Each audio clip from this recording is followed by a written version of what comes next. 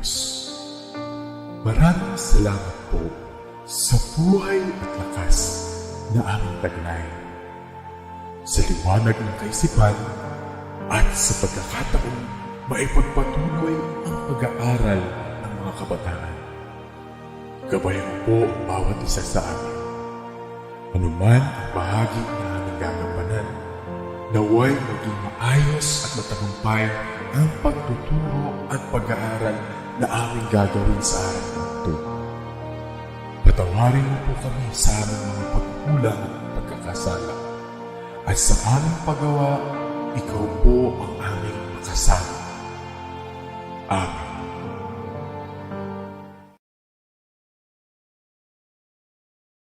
Good day, virtual learners. Welcome to another episode of Reading and Writing.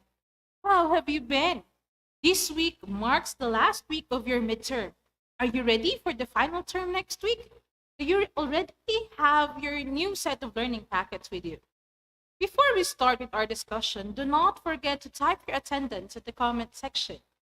Our most essential learning competency for this morning's virtual session is identifies properties of a well-written, specifically organization, coherence and cohesion, language use, and mechanics. A quick recall of some terms relating to our discussion for this morning. Since we are discussing properties of well-written text or paragraph, what is a paragraph?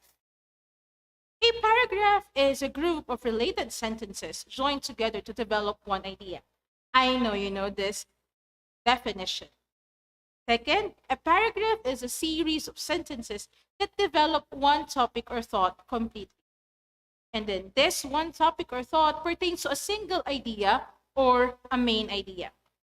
And then this main idea should always have its subject matter or the topic. This time around, I know you have discussed this one with your subject teachers. What are the characteristics of an effective paragraph? Now, the first one is we have unity. Unity is the quality of sticking to only one idea from the beginning till the end. With every sentence contributing to the central point or the main idea of the paragraph. The second characteristic is coherence. Coherence means that all of the ideas support the topic sentence. It allows the reader to easily understand ideas expressed by providing links that allow a smooth flow of ideas from the first to the last sentences in the paragraph. So what should we do to achieve coherence in a paragraph? We have to use connectors or transitions. The next characteristic is emphasis. Emphasis means highlighting or accenting the most important ideas in the paragraph. This is intentionally done for the reader to easily remember and recall those important ideas. Now let's move further to a more specific topic regarding writing paragraphs. How about a topic sentence? A topic sentence is actually the gist of the paragraph, or it talks about the main idea or the subject. Another is the topic sentence dictates the unity of the paragraph, wherein it can be stated or implied. So what is now the characteristics of a good topic sentence? A good topic sentence should have new information. It should be specific. It can be general enough to invite exploration of the topic. A good topic sentence is strong, and a good topic sentence is stated in a positive language. Of course, if it is stated in a negative language, it might offend or intimidate your reader.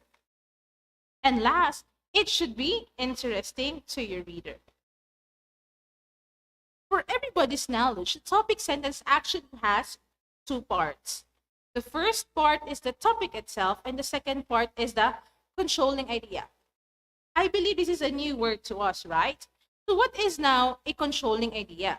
The controlling idea is the point of the paragraph, wherein it limits the scope of the paragraph and it may reveal the writer's opinion, point of view, or attitude toward the subject or paragraph.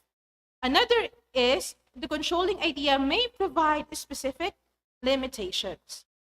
Let's try some sample sentences to identify the topic and its controlling idea.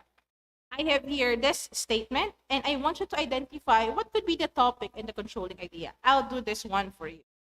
The statement is, running provides many helpful benefits. Here, our topic is the word running, or the concept of running. And the controlling idea here would be helpful benefits. This gives an idea that the paragraph will talk about running, and the supporting sentences enumerates its helpful benefits. How about our next topic sentence? Let me read. The basics of using an SLR camera can be mastered with considerable practice. So what do you think here is the topic, and what is the controlling idea? You may just answer it by your mind or while you are reading this sentence, okay? So here, our topic is an SLR camera, while the controlling idea is the considerable practice. Wherein the reader knows that such mastery comes with practice and the writer's opinion or perspective. Next, for our third statement would be, when writing a laboratory report, you must complete 4 sections. Our topic in the statement would be a laboratory report, and the controlling idea would be the 4 sections. Why? Because the controlling idea specifically states the limitation 4 sections. So here, the controlling idea provides limitations on a certain paragraph. Thus, the reader can predict that the writer will list and describe the 4 sections in order. So I hope now you see now the significance of the controlling idea in making your topic sentence. Let us try another set. I have here 2 paragraphs. First, we will locate the topic sentence by commenting the statement number. Then we will identify the topic and the controlling idea. Ready? I will read the paragraph first. So there, this is the first paragraph. Fireworks indicate happiness and rejoicing. On every 1st of January, millions of firecrackers are exploded in a sort of rejoicing and jubilation over the coming of a new year. They are fired to welcome a prosperous new year and to say goodbye to the year that passed. What do you think is the topic sentence of this paragraph? You see that there are 3 identified statements. Is it statement number 1, number 2, or number 3? Comment your answer. So as you see here, the topic is fireworks, and the controlling idea is happiness and rejoicing. If you would look at the rest of the paragraph, the topic sentence affirms what is to follow. So for example, in pointing out happiness and rejoicing in the paragraph, there is a mention of there is a sort of rejoicing and jubilation over the coming of a new year on the statement number 2. Okay? So are you ready for the next one? Let us see. Let me read the paragraph again. He takes a walk every morning. Walking makes him feel better, he says, because it makes his muscles strong and it gives him a good appetite. Walking also relaxes his mind. Walking is, for him, an excellent physical relaxation and exercise. This time around, we have 4 statements to choose from on where is the topic sentence. So what statement number do you think is the topic sentence is located? Number 1, number 2, number 3, or number 4? Comment your answer. So here, the topic sentence is located at statement number 4. Walking is, for him, an excellent physical relaxation and exercise. The topic sentence here provides a summary of what has been previously mentioned. From the examples given, we can say that topic sentences can assume different placements in the paragraph for a specific purpose. Were you also able to observe those things? That we can actually see topic sentences, or we can write them on different parts of our paragraph. So this time around, let me present to you the different positions of topic sentences. So we have topic sentence at the beginning of the paragraph, topic sentence at the 4th line of the paragraph, and reiterated in the last sentence. That is too specific, right? How about the 3rd one? Topic sentence at the end of the paragraph, topic sentence in the middle of the paragraph, and for the last one, implied topic sentence. So let me present to you examples one by one. So here is for the topic sentence at the beginning of the paragraph. This provides the reader an immediate knowledge of the topic and scope of the paragraph, and thus serves as a map for the details that follow. This is most frequently found in newspaper articles, where the headline may also assume the role of topic sentence.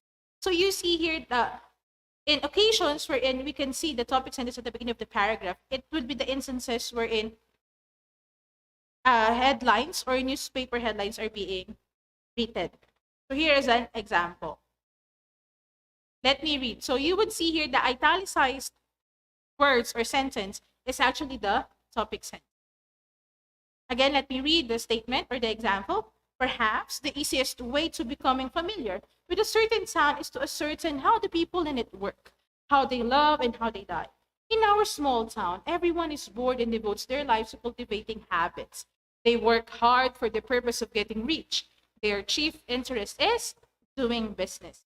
Naturally, they don't engage in simpler pleasures of lovemaking, tea bathing, and going to movies.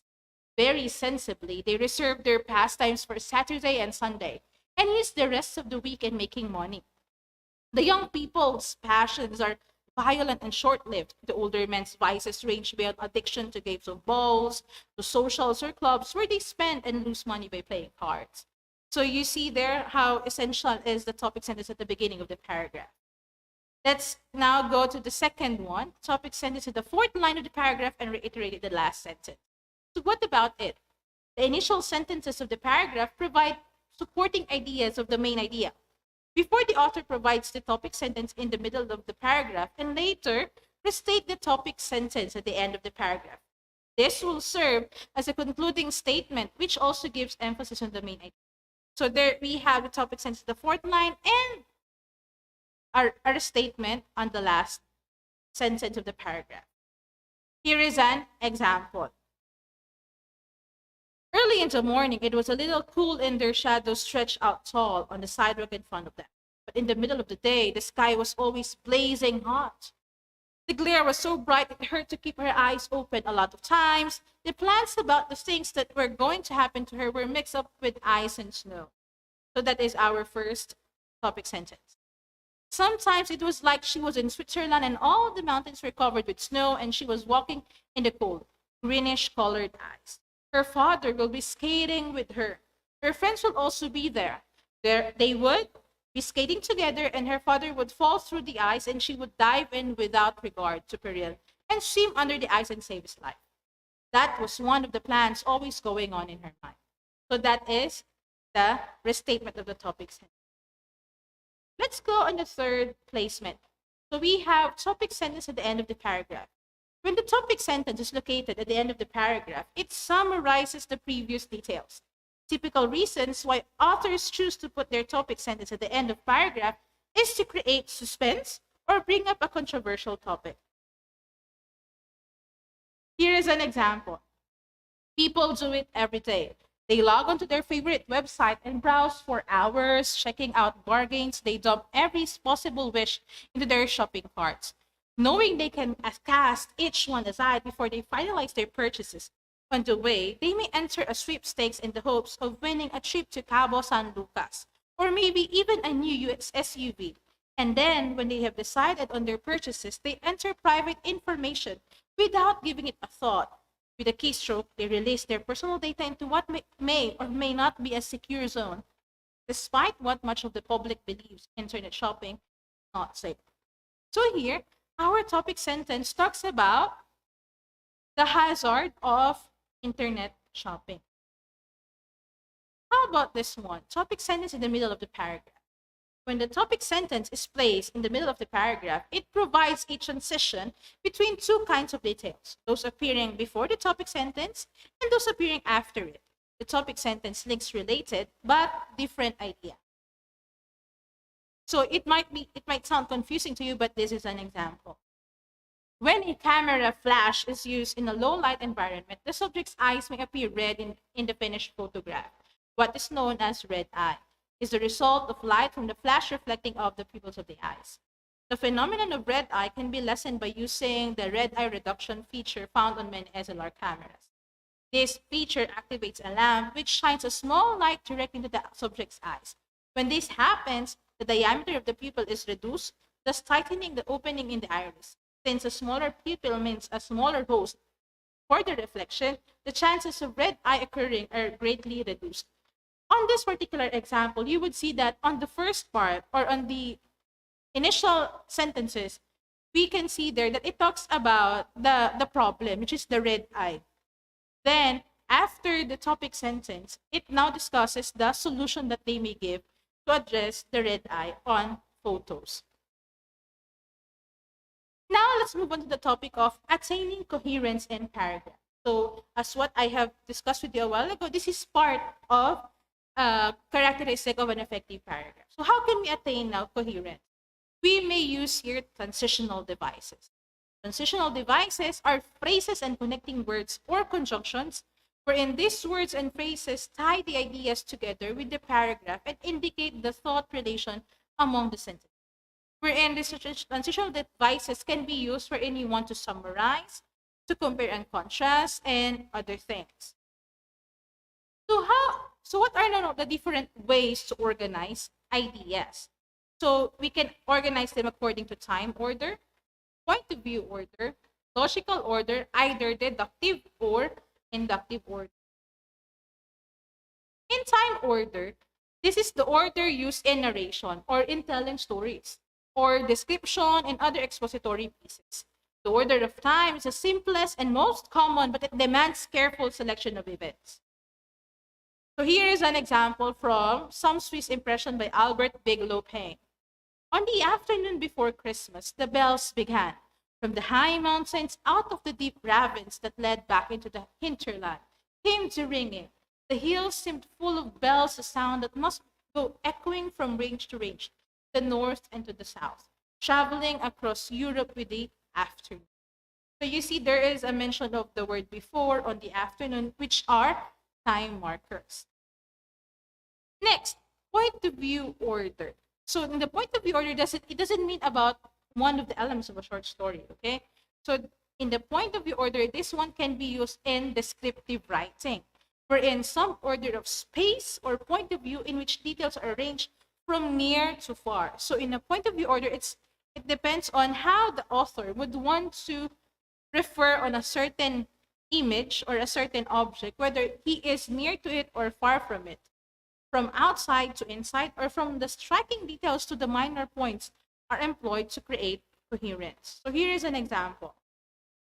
Like a flash of lightning in Manila, sped the report that the tyrant had fled at last, and like thunder reverberated the rapture of the metropolis.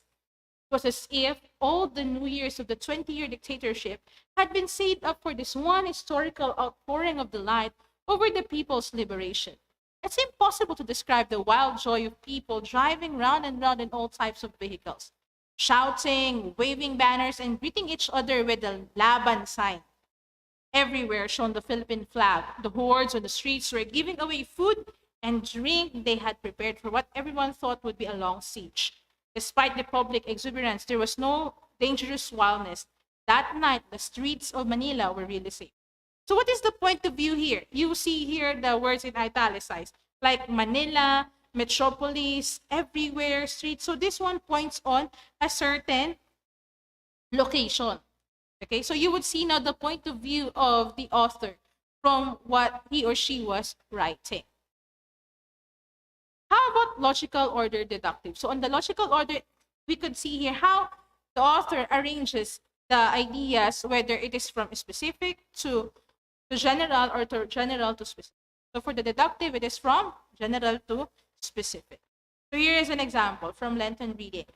Compassion is a virtue with many faces. That is the topic sentence. It is a sharing of pain or failure, of brokenness or fear or anxiety. It sometimes means to mourn with those who mourn, to be lonely with those who are lonely, and to be weak with those who are weak. It is something we do without thinking of or measuring the cost or worrying about time. The compassionate are not in the lifeboat showing life preservers to those drowning in the ocean. They are in the ocean themselves, helping the others into the boat or to the safety of the shore. For the inductive, which is from specific to general. These days, China's streets are reverberating to the rap of the salesman's patter. On an evening stroll down Shanghai's busy Wuchang Road, the passers-by will be accosted by insistent roadside vendors. Some of the 100,000 or so at work in the city, others seen signal the changing temperature of the place. In the evenings, the newly rich turn on their video sets and watch films from Hong Kong. On campuses, economics talk about supply and demand and refer reverently to the price mechanism. And in smoky billiards halls, dissolute young men plot criminal escapades on suddenly mean streets. A normal enough picture, perhaps, but not that fits with anyone's idea of communication. So here in the inductive method, the topic synthesis is it's at the end of the paragraph. Wherein this paragraph talks about a certain picture of what is happening on their communication. So after the coherence in paragraph, now let's go to the attaining emphasis in paragraph. So we have arrangement in order of climax, repetitions and parallel structure, proportion, and position. Are you still with me, virtual learners? Let me see a thumbs up if you are still with me. Moving on, let's have the arrangement in order of climax. This usually is based on narratives or stories. So here is an example. Once more, the door banged, and a slight, slim-built body, perhaps 15 years old, a half-smoked cigarette hanging from one corner of his mouth, leaned over the high footway. His pretty yellow complexion did not show very well on a person of his years, and his look was a mixture of irresolution, bravado, and very cheap smartness. He was dressed in a cherry-colored blazer, knickerbockers, red stockings, and bicycle shoes with a red flannel cap at the end of his head. After whistling between his teeth, as he eyed the company, he said in a loud voice, says, "It's take outside." Okay, so you see now the order of climax on how they have built and described the boy and the story. Next, repetition and parallel structure. These are two other devices used to attain emphasis in paragraph. The free repetition of words and phrases is allowed to serve as a guide to flow of ideas. Parallel structure is the use of similar expressions to express similar ideas. Here is an example from the novel of Charles Dickens entitled The Tale of Two Cities. It was the best of times. It was the worst of times. It was the age of wisdom. It was the age of foolishness. It was the epoch of belief. It was the epoch of incredulity. It was the season of light. It was the season of darkness. It was the spring of hope. It was the winter of despair. We had everything before us. We had nothing before us. We were all going direct to heaven. We were all going the other way. In short, the period was so far like the present period that some of its noisiest authorities insisted on its being received for good or for evil in the superlative degree of comparison. So the parallel structure here is the repetition of the phrase, "it was the." Okay?